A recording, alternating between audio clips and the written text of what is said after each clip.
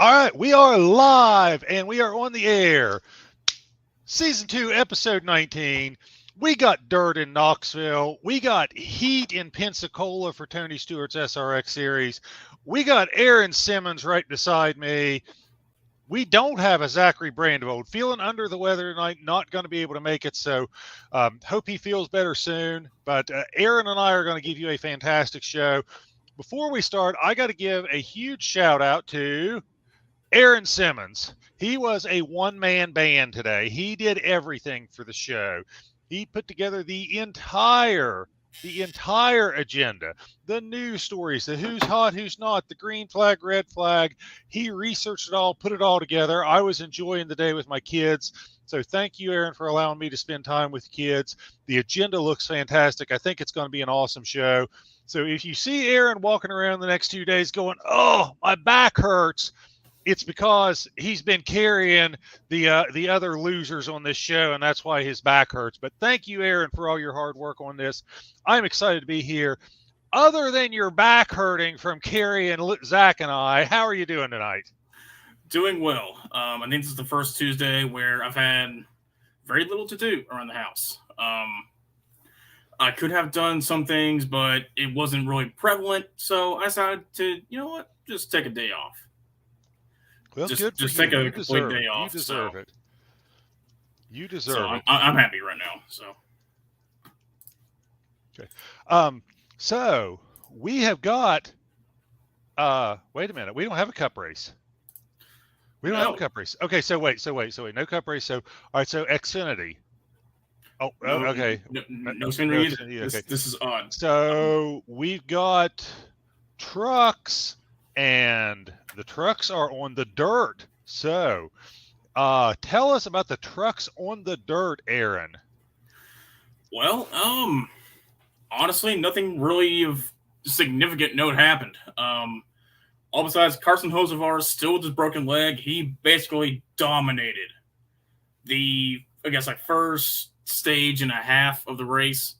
Led basically every single lap. Up until lap 66, where he just blew an engine. So he continues to find ways to lose a race, much like our Cup Series boy, Tyler Reddick. But something you'll know in stage one, Ben Rhodes had I believe it was like a 10 or 20 pound ball of dirt or rubber come in and just completely smash the front of his truck. I don't know how his crew was able to really put his truck back together, and somehow salvage a top 10 finish. But hats off to them. Fantastic salvaging day for Ben Rhodes. But still a crushing day for Carson Hocevar, who we here at the podcast is still wanting to get that first elusive win. But on stage 3, Brett Moffitt was supposedly black flag for jumping the restart. Jury's still out on whether he really did or not. NASCAR said he did, and the commentator said that the second place truck, can't remember who it was right now. It's kind of escaping my mind. But honestly, I don't think he jumped it. I think the second place car kind of spun his tires, but NASCAR has not been shy about jumping the gun on that. But really, those are the only things of note. It was kind of a straightforward, kind of a bean-banging, rubbing his racing kind of race. But Todd Gilliland would get the job done at Knoxville and get the win. Todd Gilliland? Really? We got Todd Gilliland winning on the dirt? Tell me that's not an underdog. Tell me that's not a huge surprise, you know? Todd Gilliland, wow. I mean, he was up. That shocked me when I saw that one. He was up there for majority of the night, but of course with Hocevar up front, he couldn't really get up there to challenge. But as soon as he was taken out, it seemed like it was either going to be him or John Hunter Nemechek taking the win. But you know what? Awesome job for Todd Gilliland. Good job. Yeah. The big comment I got to make about the race involves the guy who finished last, okay? The guy who finished last Tyler Carpenter. Tyler Carpenter in his first ever truck start. And why do I mention that name? Because Tyler Carpenter is literally lives in the same town I do. They listed his hometown in the race as Parkersburg, West Virginia, which is probably the only town close to here that you can actually find if you look at a map. But he is literally from Evans, West Virginia. If you go to a local short track around here and Tyler Carpenter's racing there, he's going to be listed as being from Evans, West Virginia. He was not a 40th place truck. He was running inside the top 20, fighting for top 15 spots, and a drive shaft issue took him out of the race. But I was so thrilled. I did not know he was starting there tonight. I know that he had moved down there and he's trying to catch on with NASCAR teams. I know he's done great stuff around here, but I had no idea he was starting until just a little bit before the race. But I want to give a huge shout out to Tyler Carpenter. I hope he gets another chance. I think he represented himself well, but hope he gets another chance. Not indicative of the type of driver he is or the type of truck he had for that 40th place finish. Oh, yeah. Yeah, and he kept a clean truck all night long, especially at a tough place like Knoxville. It shows that he's got a lot of talent in the series, and he could go far if he gets the right deal put together for him. Yeah.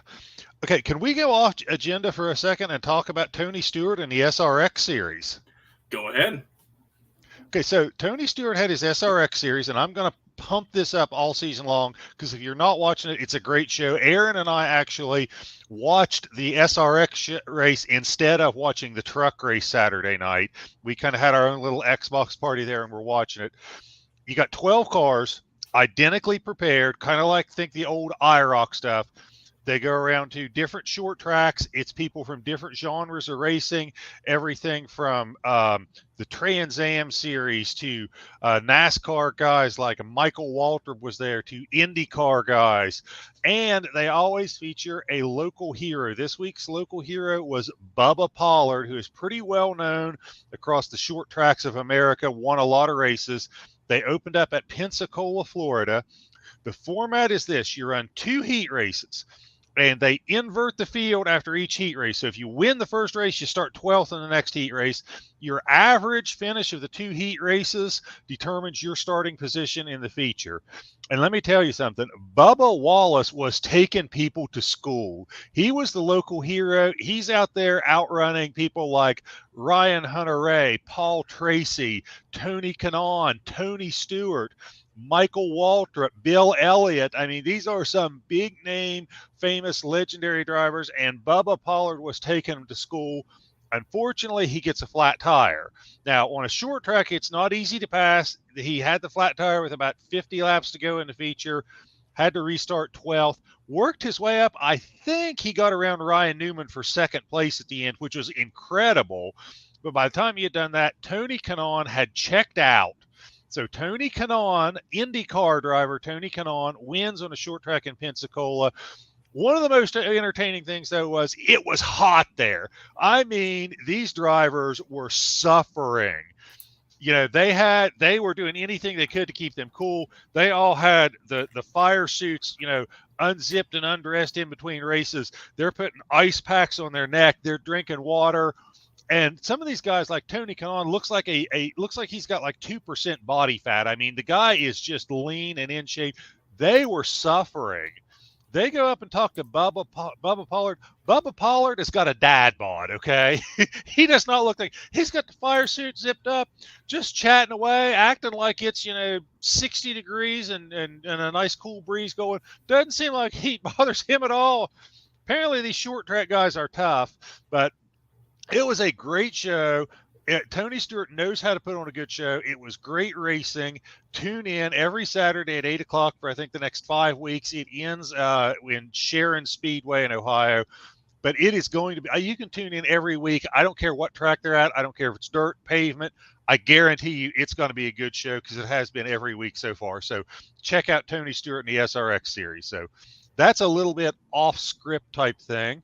But we're up to racing news, and this is Zach's segment, and we didn't talk about this ahead of time.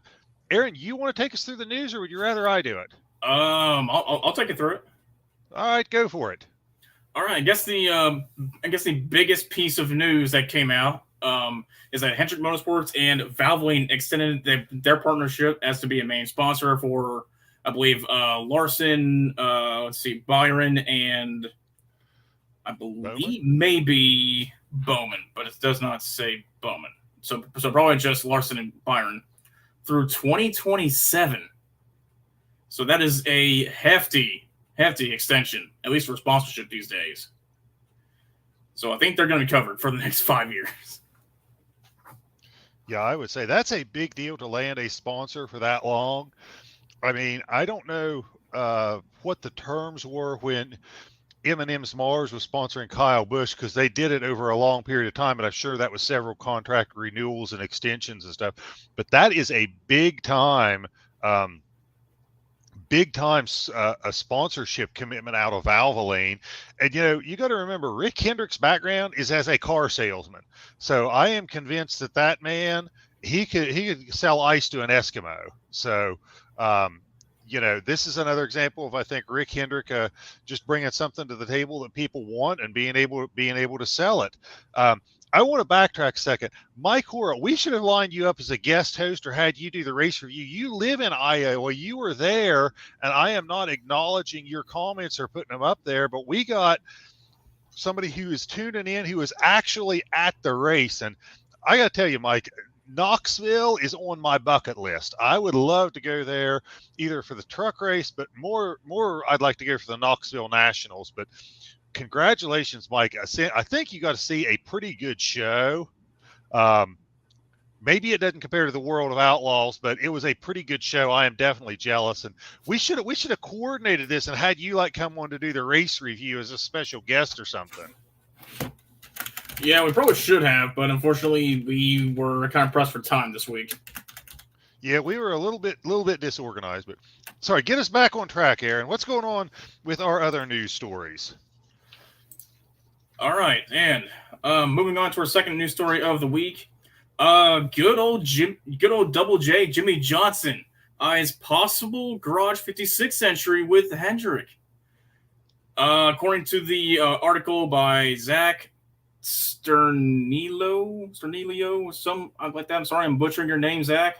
But according to the article, if he has his way, 7-time NASCAR Cup Series champion Jimmy Johnson could be back behind the wheel of a Hendrick Motorsports built vehicle next summer. Apparently, he is waiting for the IndyCar season schedule to drop for next year to kind of see what his plans are. But from what I am hearing here, he is constantly in the ear of the IndyCar series director to kind of give him hints on when he's going to be available for next year to ask Hendrick to get that ride. So it sounds like he is very eager to get in that ride. Okay, so missing from this story, has there been any communication from the Hendrick side saying they want him to drive it? No. Yeah, that's my thing. This is kind of like we're in high school and I'm going around saying, man, I really hope Aaron has his party on the 25th and not the 18th, because I can make it if he does it the 25th. I can't make it the 18th. I'm really hoping he has it on the 25th. Meanwhile, Aaron hasn't even invited me to the party yet. Is this like Jimmy's way of kind of inviting himself to the party? Because I'm sorry, but he wasn't doing stellar at the end of his NASCAR career, and he hasn't shown anything in Indy that's been overly impressive. Is he even on a short list of drivers they would pick to go there? I kind of when I see these things and it's all coming from one side and nothing coming from Rick Hendrick or somebody saying, we would love to have Jimmy driving our car over at Le Mans. It makes me wonder, is he inviting himself to the party? Well, actually, here's a quote that may answer that question. According to Johnson, he said, quote, I'm thankful to have a few conversations with them being Rick or Hendrick and Action Express. And I know that there's interest, Johnson said. Continuing on with the quote, I certainly have a ton of interest to do it. We're just waiting for that first domino to fall, end quote. So Hendrick has expressed interest in Johnson coming back, but according to Jimmy. According to Jimmy, but Yeah. I don't. I'm kind of, I guess, going a little bit of a, I don't know if you call it a conspiracy theory, but I'm like, okay. Yeah. Well, he also said, in quote, I feel like the interest is really high on both sides. We haven't been able to talk anything more formal because the schedule is not out, meaning the IndyCar schedule. Okay. Well, So, I mean, there may be interest on both sides, but if I'm Hendrick, do I really want Jimmy in that car? I mean, I know yeah, it's that's my tough. question too. I know it's a tough question to ask because, on paper you think, of course you want him in a car. He's a 7-time freaking champion. He's one of, if not the greatest NASCAR driver of all time. But you take a look at his last few years at Hendrick, and that luster is very worn off. And he's never driven this car. Yeah. This next gen car, he's never driven it. So, gonna be interesting to see how this plays out. But yeah. So. Yeah, so this tour is going to be very interesting to kind of keep up with over the next few months, if not the next year or so, because it's what do you do? Yeah. All right, moving on. What's going on in Chicagoland? Well, not Chicagoland, but the Chicago Street Course. That was, I guess, proposed about a year or two ago. It is now starting to get traction. NASCAR is that quote. The NASCAR is getting closer to announcing a new street course in Chicago. They'll start possibly next year. As far as looks to shake up the schedule, which you think is a good thing, but there is a significant catch. NASCAR has started hinting that if Chicago is part of the series as far as schedule for next season, NASCAR has said that it's starting hinting that it may be open to dropping a road course and Road America.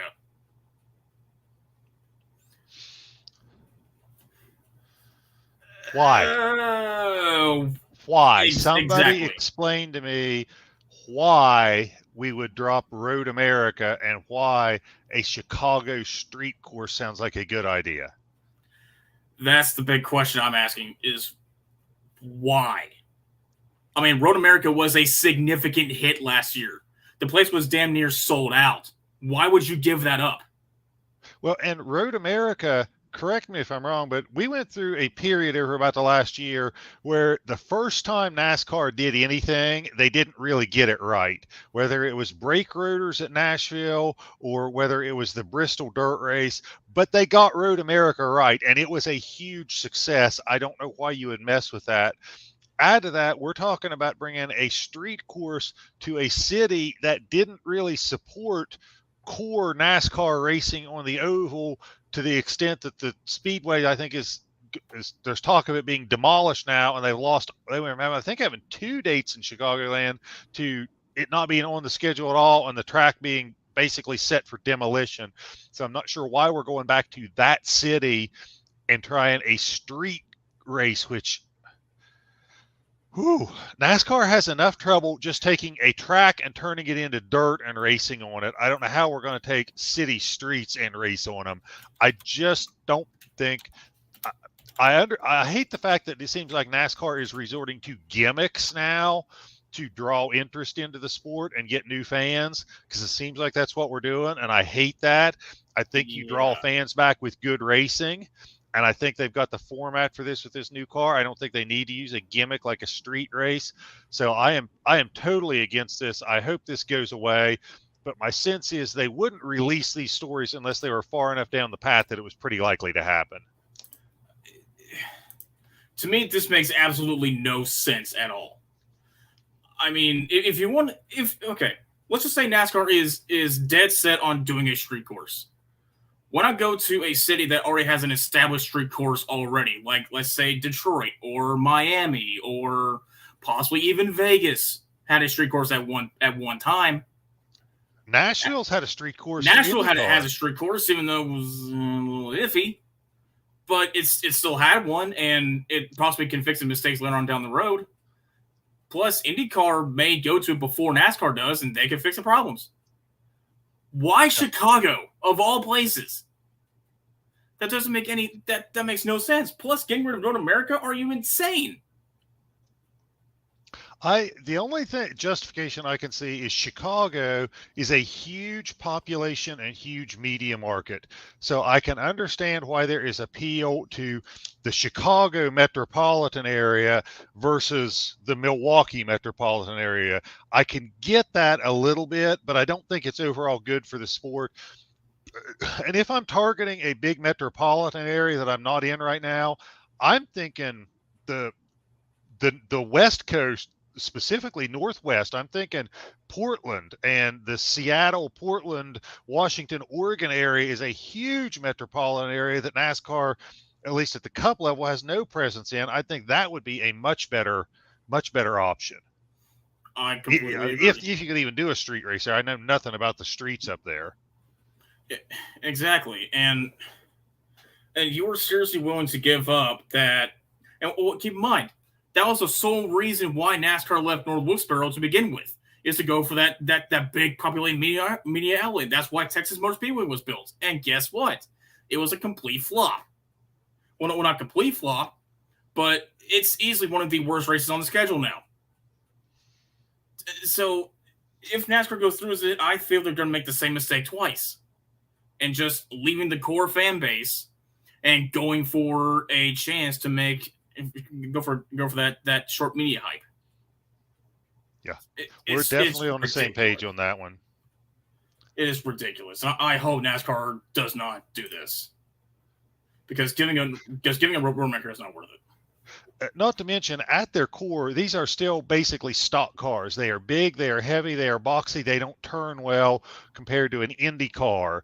And street racing is all about narrow courses and tight turns. So I think Adam Lauer brings up a great point. No. So, I mean, if it's going to be done, it has to be on a very wide section of a city plane, in which case, name one city road that's actually wide enough to handle that. Yeah. You just. Adam also brings up a good point. We watch the races no matter what they do. Yeah. We do. Well, that's fair, because technically it is a job that we do. So. Yeah. My core agrees with you saying pull Texas. Yeah, well. I say you fill Texas up with water and hold bass fishing tournaments there. There you go. But unfortunately, that's not going to happen for at least another 2-3 years from now, and I hope that contract's not fucking renewed. Okay, all right. Let's get on to something that's not going to make my blood pressure rise. Let's go to our next one. All right, next one. This one was kind of a shocker. This one actually flew right underneath my radar, and I don't know how I missed this. But Nice Motorsports, the Truck Series motorsports, is interested in going to Cup. Okay. Apparently, Horseford broke the news, I believe, after the dirt race, and they're wanting to go to Cup. The reason why, and perhaps someone asked them why they're not going to Xfinity, was just because I feel the series is very watered down. I see a handful of teams being able to win. In trucks, there's a lot of there's stout lists that can win every week. Apparently he's, well, you guys got a point there. But Tom, how do you feel about Nice going to Cup? Possibly next year. This is like being in grade school and being double promoted, and you're just fourth grade and you just skip over fifth and go right to sixth grade. This is a big deal. I think it says multiple things. One, it says the confidence they have in Carson Hocevar, okay, because they've never said this before. Two, it says they are buying into the fact that the playing field has been leveled with this new car.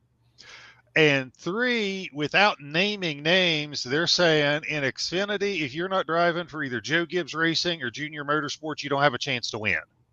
I think that's what he means by the watered down field, because those two teams have really been dominating. I really think he's underestimating what a huge leap that is to go from truck to Cup, and he is probably overestimating the readiness of Carson Hocevar to make that kind of leap at this point. Much as I love Carson, he's 19. I don't know that I can name a 19-year-old that is ready to make the jump from truck to cup. So a lot to read into that statement. I mean, and plus we've seen it numerous times throughout NASCAR series. A driver who looks to be on the verge of breaking out or has already broken out in one series goes to the cup, signs with a crappy team or at least like a C tier team, and then just plummets right back down. We've seen it numerous times with numerous drivers.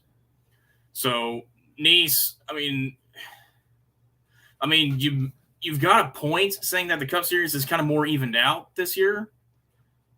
We still have seen a lot of teams that have not been able to figure this car out, and that's I don't know. I will say, at least they are talking about a handful of races and not making a jump to going suddenly full-time Cup. Want to jump in here? I think we got a new viewer, or at least somebody we haven't seen comment before. Tanner Bronson said he just found this channel last week. Glad to be here. Thank you for tuning in, Tanner. Greatly appreciate your support.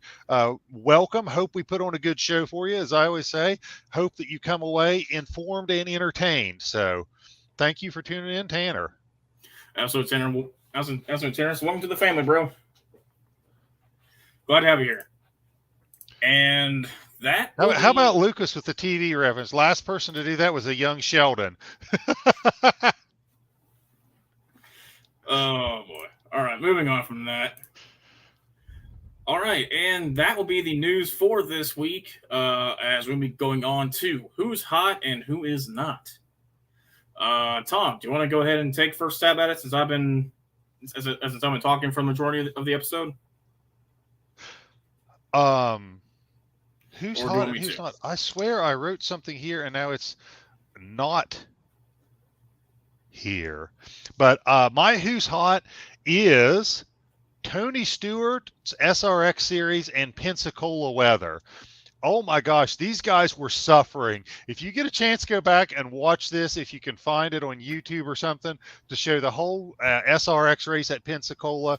They were saying that something like the ambient air temperature was like 95 degrees, and it was like 115 or 120 degrees in the truck, in the cars. These guys were hot. They were toughing it out. They were suffering in between races. They were trying to hydrate themselves. But I will say this, they all made it through. They were all okay. Nobody had heat exhaustion. And the only thing hotter than the Pensacola weather was the action on the track. Man, at this small little, I think it was like a quarter-mile bull ring, basically, at Pensacola, they had side-by-side racing. They had passing. They had a little bit of bumping, but not too much. Even Paul Tracy more or less behaved himself, okay? But for the most part, I'm going to say who's hot is Tony Stewart's SRX series and the weather at Pensacola. Those two things to me were really hot. And again, I'm going to pump this. I'm going to promote this. It was a great show. So I am going to say that it is Tony Stewart, CBS 8 o'clock every Saturday. Don't wait to tune in because I think it's only a 6 or 8 race schedule. So make sure you check it out every Saturday night. It's a great show. As far as who's not, I'm going to say Zachary Brandevold, our co-host, feeling under the weather tonight. Can't make it. Wish him well. Hope he recovers. We miss you, Zach. Hope to have you back soon. So my who's not is Zach. Yeah, that was Zach. So get well soon, brother. Hope to see you here next week. All right, and so for who is my who's hot and who's not, I actually went with two hots. Actually hot and hotter. For my who's hot this week, I got to go with Ben Rhodes for having a 20-pound ball of dirt and rubber just smash into his front and smash into the front of his truck, punching a big old size hole into his truck, and then somehow riding away with a top 10 finish. That is outstanding work for him and his crew. So, attaboy Ben Rhodes, you're my who's hot this week. But for the same reason as my co-host Tom over there, I got to go with hotter, the SRX series. The first race for the 2022 season was a banger of a race. You had intense side by side action with Bubba, and it's actually Ryan Newman for the past like 15 or the last 15 or so laps, just trying to get around the wall of Newman. You got Helio Castroneves showing his talent and walking away with the victory.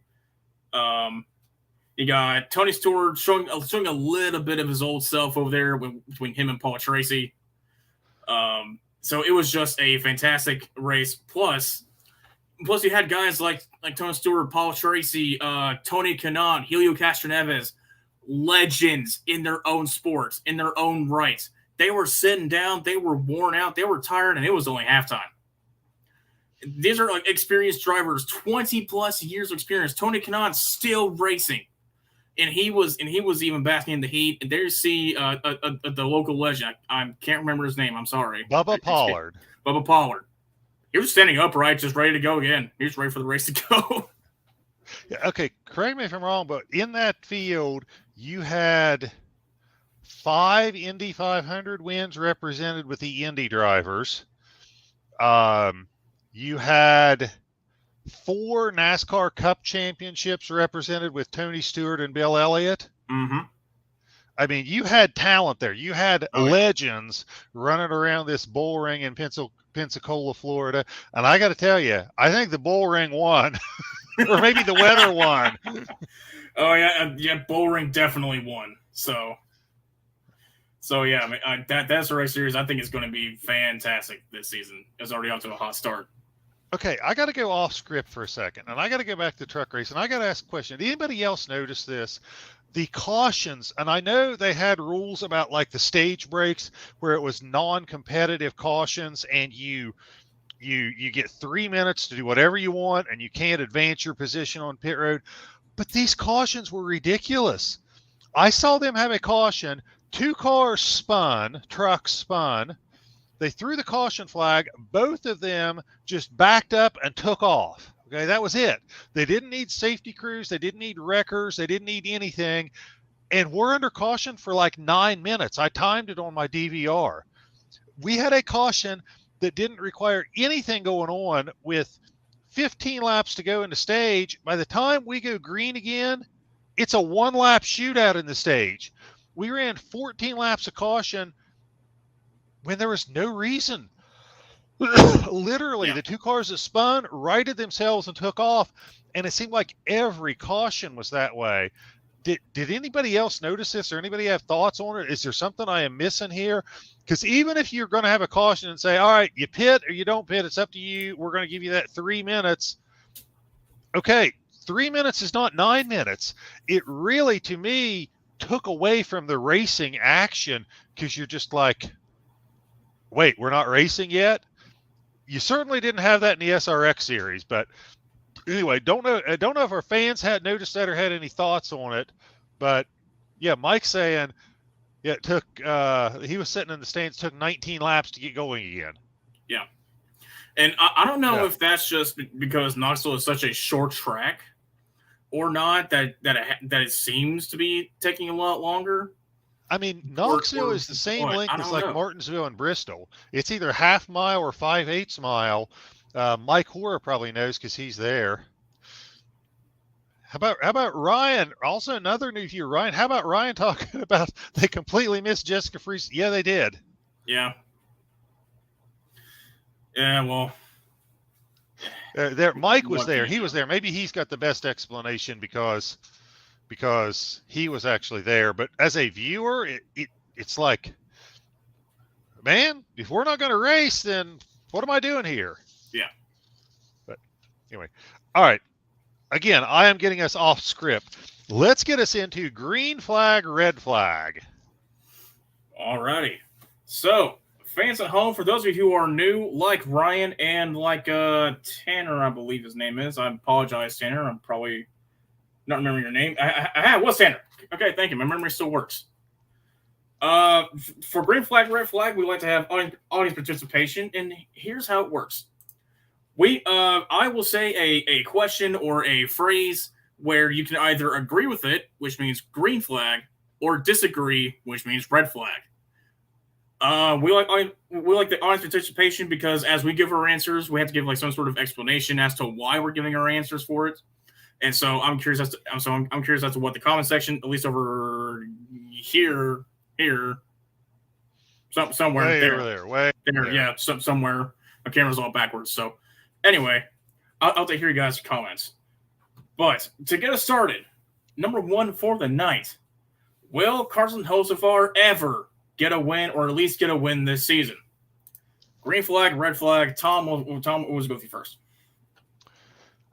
Green flag. You know, I think it was the Charlotte truck race. He had it won until we had a caution at the end. And when I say he had it won, it was a 6 or 7 second lead, something enormous. He set the thing on the pole. Now 2 weeks in a row, he had to get out of the truck at Sonoma because of a relief driver because of the broken leg. And then he puts it on the pole and seemed like he was kind of pulling away. I know there was a lot of racing left, but seemed like he was pulling away when the engine blew up. I think he gets a win. If I am Nice Motorsports, I am telling him, keep the cast on. You're doing better with the cast on than off, so keep the cast on. But I think, yeah, he is the next first-time winner in the Truck Series. All right, and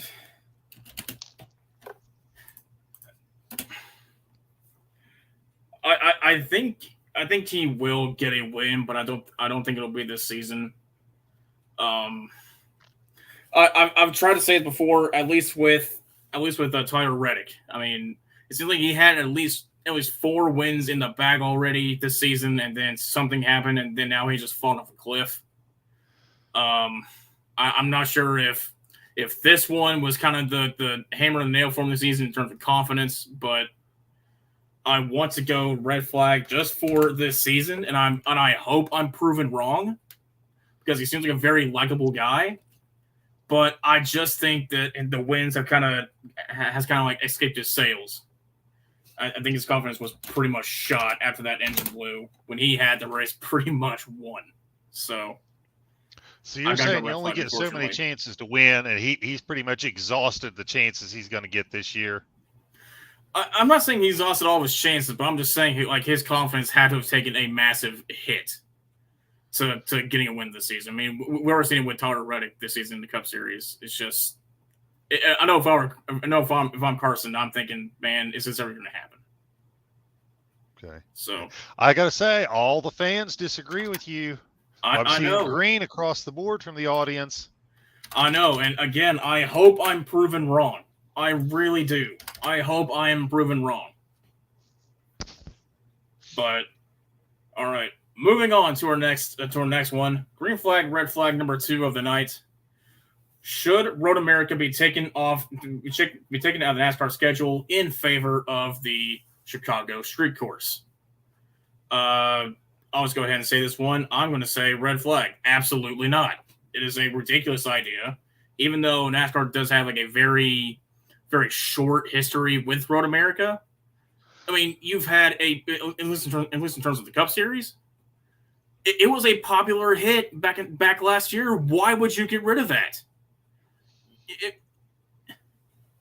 In fact, I'm pretty sure it was one of the highest viewed races of last season. So why would you get rid of it this season? It makes no sense. And plus, you're giving up another road course on top of that. Why? Why don't you give up 2 dates for one track unless you're giving it 2 dates? In which case, it is doubly stupid. Unless Texas. If it's Texas, great job. I'm all for it. But no, it is just no. Completely necessary. I'm going to agree with you, but I go back to what NASCAR said when they repaved Atlanta. And they basically said, well, what the drivers like and what the fans want isn't always what we want to do.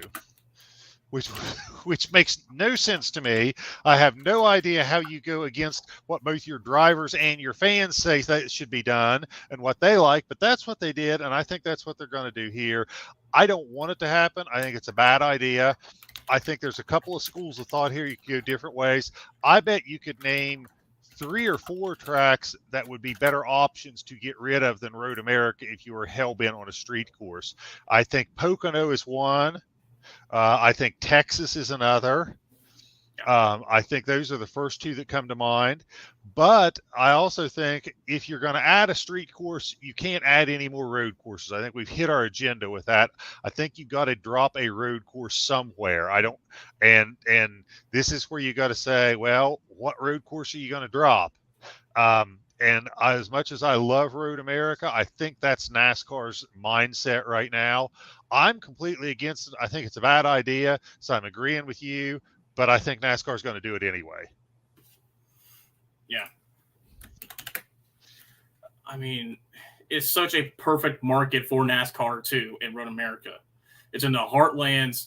I mean, people there are massive NASCAR fans. Why would you leave that area to go to a city that may or may not care about you? In fact, has shown to not care about you.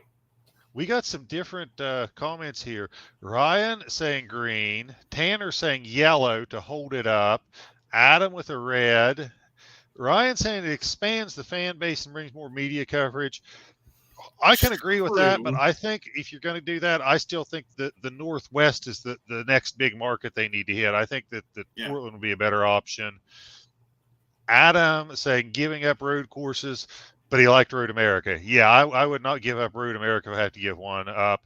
All kinds of opinions on this one. Yeah. With them shuttering. I don't know how they do, but maybe they do. Yeah.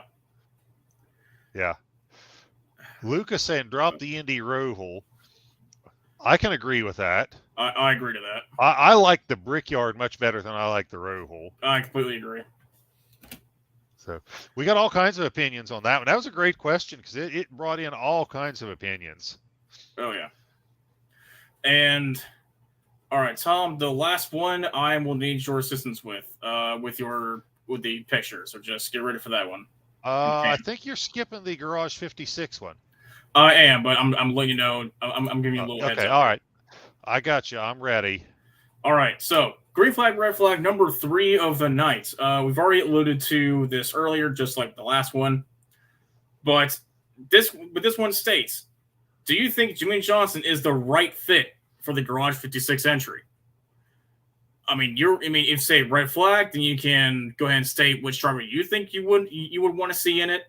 But right now, this is just, do you think Jimmie Johnson is the right fit for this entry for Le Mans next year? There's a lot to say about this, and I don't understand how the 24 hours of Le Mans works. I don't know if it's like Indy where you're there for a month or you basically show up for a week or two. Here's my concern about this of how to answer it is it depends. The 36 best drivers in the world are going to be driving Cup cars. If it falls like it did over Father's Day, like we have right now in the break, and you can get one of them, absolutely not. Okay. If it falls at a time when you have a Cup race, an Xfinity race, and a truck race all the same weekend, then you've arguably got the best 75 drivers in the world, 75 to 100 between all 3 series, tied up there. And I think with Hendrick wanting to use this to get feedback on the next gen car, he's going to want somebody with NASCAR experience driving it. So I really think it depends. I'm going to say that it's going to be odd that you're going to have that fall in a timeline when you would have no NASCAR races, and it's a 24-hour race, so you need multiple drivers. I am going to say green flag, he probably is, just based on when I am guessing the timing is going to be, and I don't know for sure. So yeah, I'm gonna say probably green flag here, just because you're gonna want somebody with that experience, and probably the best 75 to 100 drivers are going to be tied up with racing their core series. Okay, so the 24 Hours of Le Mans, it is scheduled for the 10th through the 11th of June in 2023. Okay. And I don't think we know the NASCAR schedule yet. So I'm going to have to go. I'm going to say green flag, just anticipating that there will be NASCAR racing that weekend. I like Okay. Lucas's comment. Carl Edwards, put Carl back in there. I think he's one of your drivers for sure. I mean, Luke, man, you can wish all you want, man. I wish so too, but So moving what on. do you say about this, Aaron? I'm gonna go red flag. I don't think Jimmy's the right guy. Yes, he has the pedigree. Yes, he has the history. Yes, he knows how to drive race cars. But if you look at 2017 through 2020, he was not the same Jimmy Johnson. He was not the same Jimmy Johnson everyone has hated and wanted to see, out of the race for the last decade through his dominance. He was not the same Jimmy Johnson. Time catches up to everybody, and time has certainly caught up to Jimmy Johnson and that career path. Plus, okay, so who are you going to put in there? Who I want to put in there? I would love to see a Cup regular put in there, like a road course ringer, Well, like Chase let's Elliott. assume that they're all racing somewhere, and you got to pick races. somebody who's not an active driver in any of the top 3 series right now. Who are you going to put in there? Well, I would love to put in like a sports car specialist. Maybe, honestly, possibly Marcus Ambrose. He's an Australian VA car, championship winner and championship driver, NASCAR driver at one point, and has done significantly well in NASCAR. Granted, it's back to COT days, but he does have experience in there. So, granted, he has experience in both mediums in this sport. Maybe Marcus Ambrose will be your guy if you can get him. But that's what I want to see in there. Maybe or maybe some guy who works in the 24 Hour Le Mans series as it is. So, okay, all right, let's hear. I'm sorry, keep going, but let's hear from the fans. Who do the fans think should be in there? But keep going, Aaron. That's pretty much my point. I mean, even though I would love to see Johnson in that car, just kind of bring back the feels. I don't see him. I don't see Hendrick putting him in there. I really don't. Okay. I think I don't know how many drivers you have in a 24-hour race, 3 or 4. If I'm going non-NASCAR, and I really don't know who's available non-NASCAR, but just based on what I'm seeing from the SRX series, I'm thinking maybe Ernie Francis Jr. Possibly.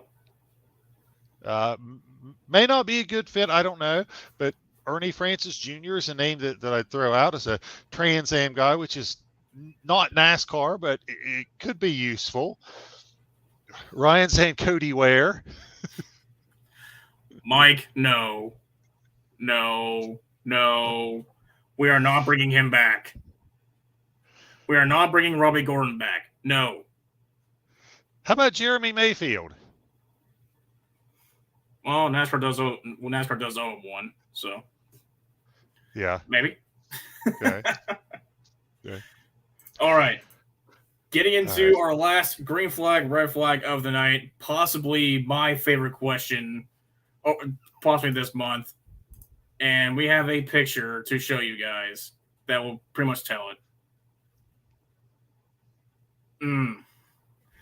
What you are seeing is a concept car. It has not been formally announced that Dodge is coming back to NASCAR. It has never been announced, but this is just a concept car of what Dodge could run if they were running the series in the Cup Series as of this year. Now, I want you to look at this picture. Start it real nice, start it long, get every single detail in, and tell me you would not drive that car. Tell me with a straight face, tell me you would drive that car. It is gorgeous. That is a sexy looking beast. Yes. Can't tell me it's not. Now, the question is, will Dodge ever re-enter NASCAR? I'll tell you right now, I'm going to go green flag. I hope Dodge will get into NASCAR.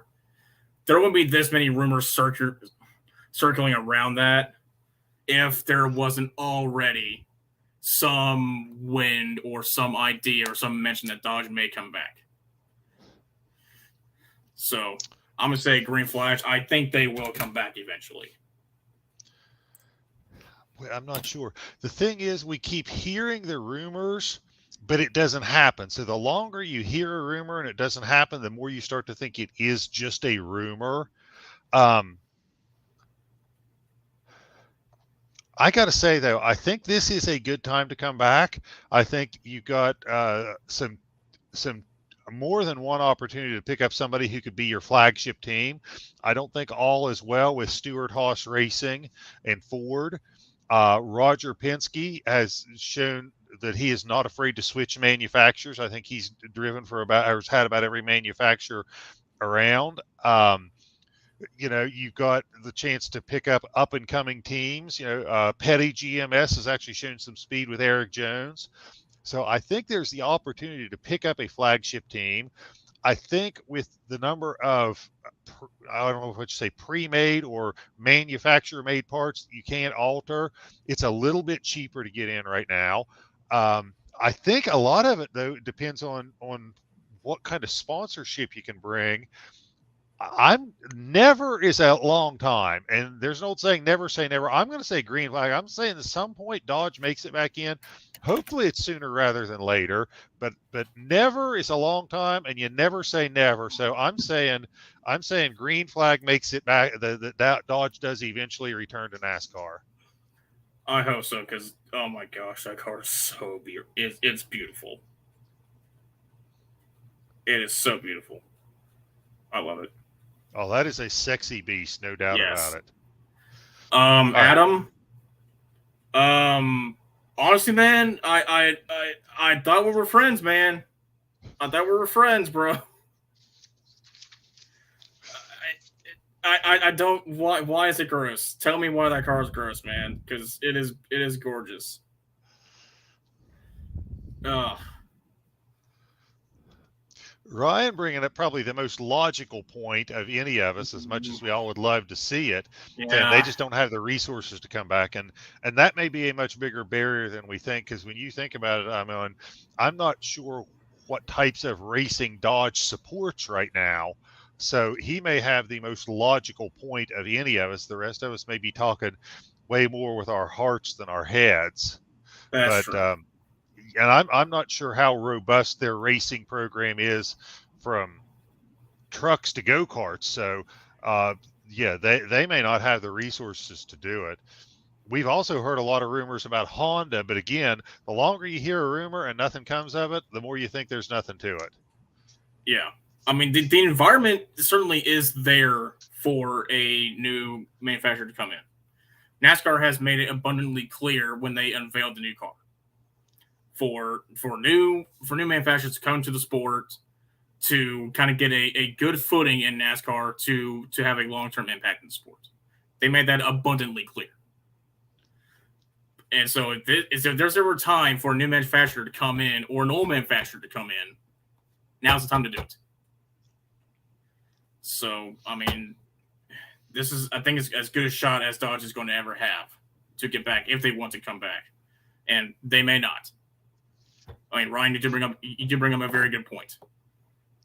But still, I mean, it just doesn't feel right without Dodge in the sport. It just doesn't. But that is the end of green flag, red flag for this week.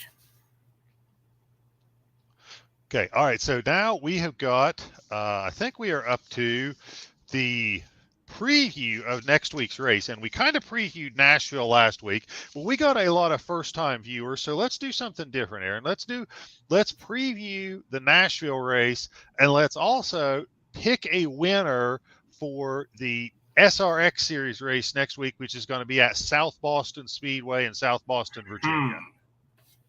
South Boston, eh? All right, let's see. I'm actually not familiar with South Boston, so. I'm not, but I'm going to pick Tony Stewart. Last year, he was a series champion. He could drive about anything, anywhere. I got to believe he's got at least a little bit of an advantage owning the series that he knows a little bit about the car. So I'm going to say Tony Stewart is your SRX winner next week. Honestly, that's a very good pick. Just by how Tony Kanaan and Helio Castroneves were last week in just the sweltering heat, I want to go possibly Tony Kanaan for next week. 2 in a row for Tony. That would be interesting.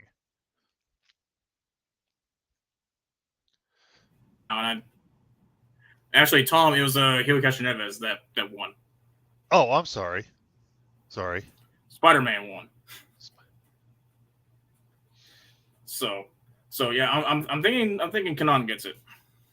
Okay, I'm going to go with Tony Stewart. Alrighty. I don't know who they're going to have next week as the local hero, or if they're going to have a ringer. I so want to see Ward Burton out there. Oh my gosh, Ward Burton would be amazing. That's his hometown track. And last year they always did a local legend and a ringer, and I think Ward Burton could qualify as the ringer, being a NASCAR legend who grew up at South Boston. But all right, we got some new viewers, so let's do a quick recap of what we said last week for Nashville. Alrighty. Let's go ahead and get Zach's picks out of the way right now, since he is not here. He has chosen Ryan Blaney to win in Nashville. And his dark horse pick, if he were to pick a dark horse, he went with Double A Eric Almirola as the pick. And all right, you want to go with yours first, or you want me to? I was going to get mine out of the way. Okay. For mine, I picked defending race winner Kyle Larson as my main pick. And if I had to go with a dark horse, I had picked Eric Jones. And so those are my, I guess, 2 picks. Also, be sure, if you were to use these in your NASCAR fantasy draft, please take these picks with a about 2 tons worth of salt, because we tend to curse these drivers very often, as we usually do. We have great research, great logic, great reasoning behind our pick, but all I can say is ultimately it comes down to this: the universe hates us. Yeah. Because our drivers are cursed. So here's where I am going. Okay, and I said this last week, I'll say it again: Wreck-It Ross Chastain, or as I can't remember who nicknamed him this last week. I think it was Shane Michael Bird, who called him Crash Tane. Okay. Wreck-It Ross, 1.5 miles are in his wheelhouse. Top 5s at Vegas and Atlanta. And last year, when he wasn't the premier driver that he is now, he finished second at Nashville. So he knows how to get around this track. I think this really suits him. I'm going with Wreck-It Ross as my pick. My dark horse, I'm going with nickname guys this week. Wreck-It Ross or Crash Tane, as Shane nicknamed him last week, was my pick. Amazing. My dark horse is Ricky Stenhouse Jr., otherwise known as Ricky Spinout. Yep. The man who literally hit the pace car. 6th place last year at Nashville, which was a pretty good run for him. The bigger tracks, or tracks that drive like bigger tracks. So Dover is not a huge track, but it kind of drives like more of a big track than it does a small track. Those have been where he has done well this year. 7th at Charlotte, 8th at Kansas, 8th at Darlington, 2nd at Dover. So Ricky Spinout is my dark horse. So before we sign off here, who have you guys got as your favorites or dark horses? And we are going to be wrapping this up here and giving our parting comments. Yeah, I guess I'm curious to see what you guys think.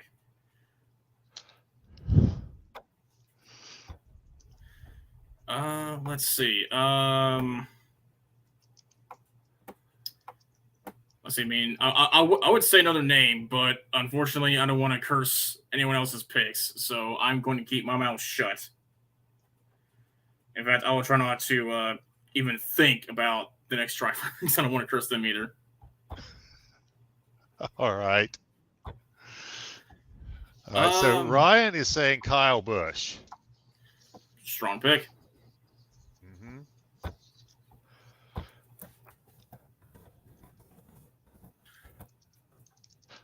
All right, and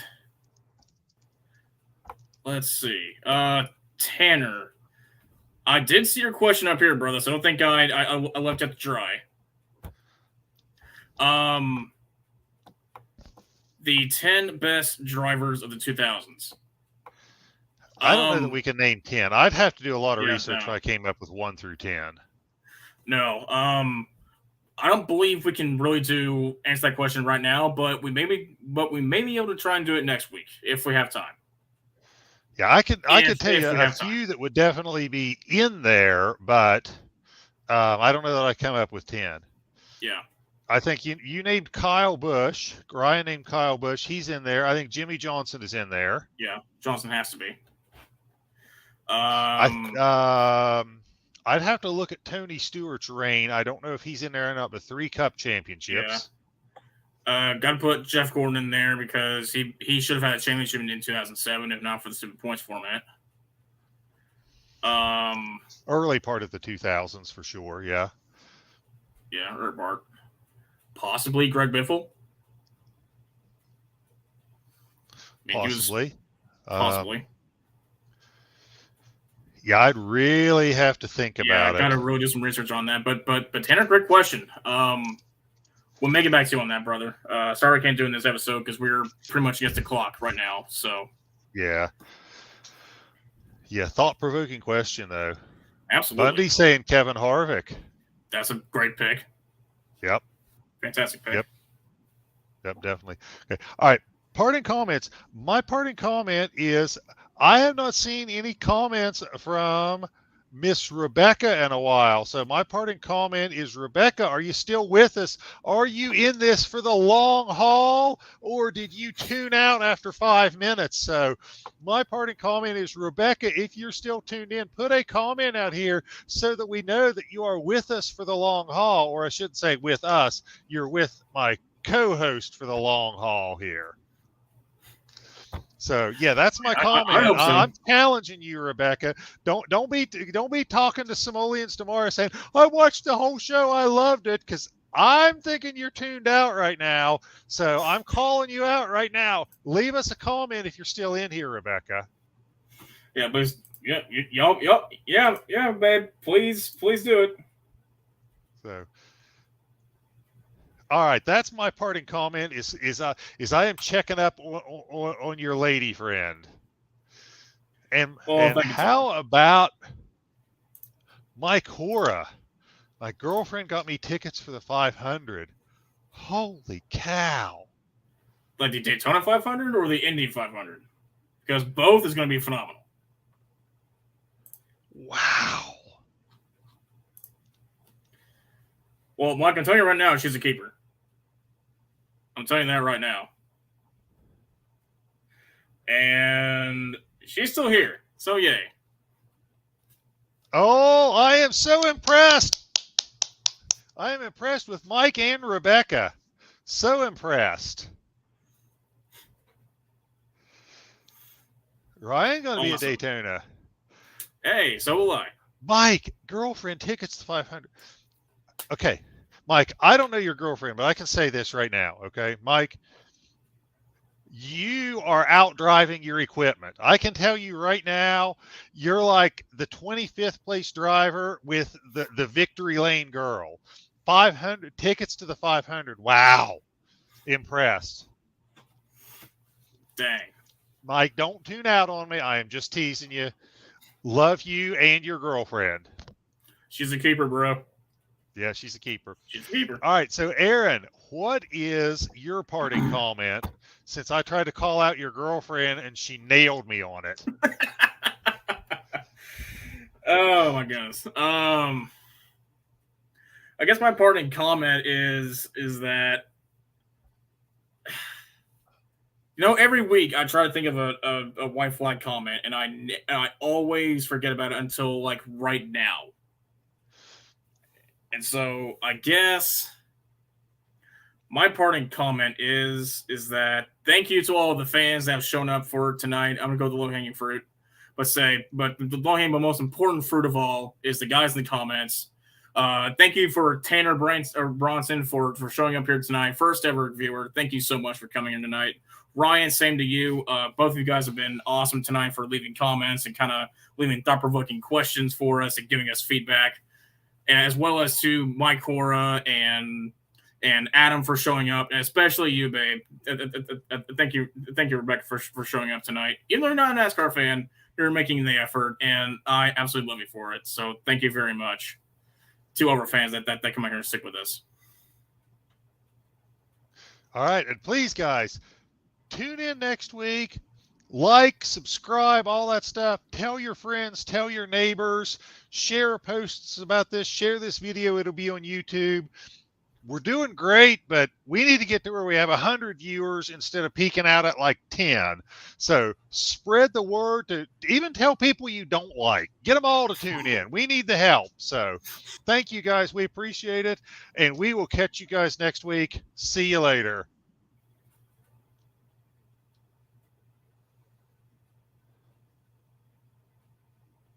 Well, I hit the button that said end broadcast.